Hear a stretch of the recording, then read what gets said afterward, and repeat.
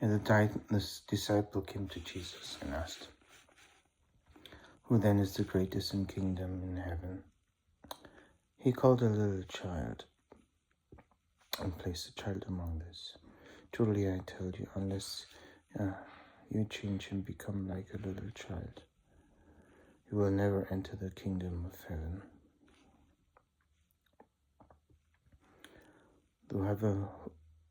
Whoever takes the lowly position of this child is the greatest in the kingdom of heaven.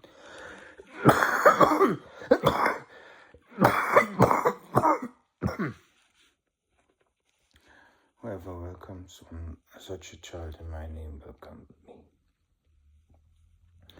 If anyone causes one of those little ones, those who believe in me, to stumble, it would be better for them to have a huge millstone hang around their neck and to be drowned in the depths of the sea. Woe to the world because of the things that cause people to stumble. Such things must come, but woe to the person through whom they come. If your hand or your foot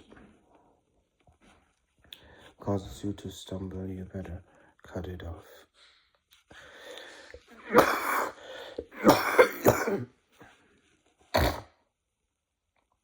It's better for you to enter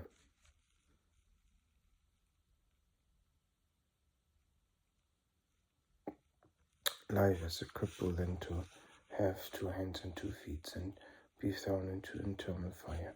And if your eye causes to stumble, gouge it out and throw it away. It will be better for you to enter life with 1 eye than to be thrown into the fire of hell.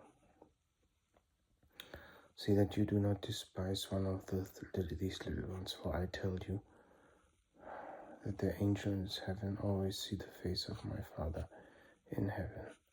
What do you think? If a man owns 100 sheep and one of the sheep runs away, will he not leave the 99 ones in the hill and go look for the one that wandered off? And if he finds it, I truly tell you, he is happier that the one sheep got back than the 99 that did not wander off. In the same way, your Father in heaven is not willing that any of these little ones should perish.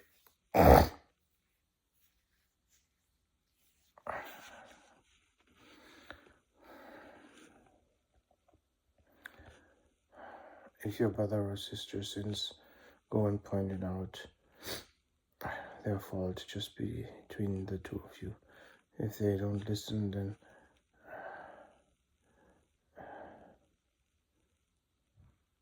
take 1 or 2 along, so that every matter may be established by the testimony of 2 or 3 witnesses. If they still refuse to listen, tell it to the church. And if they still refuse to listen, treat them as you would be treating a pagan or a tax collector. Truly I tell you, whatever you bind on earth will be bound in heaven, and if you ever loose on earth will be loosened in heaven. Again, truly I tell you, that 2 of you on earth agree about anything they ask for will be given by my Father in heaven. For where 2 or 3 gather in my name, there I am with you. And Peter came to Jesus and asked, Lord, how many times need I forgive my brother or my sisters who sins against me? Up to 7 times? And Jesus answered, I tell you, not 7 times, but 77 times. Therefore the kingdom of heaven is like the king who wanted to settle accounts with his servants. As he began the settlement, a man who owed him 10,000 bags of gold was brought to him.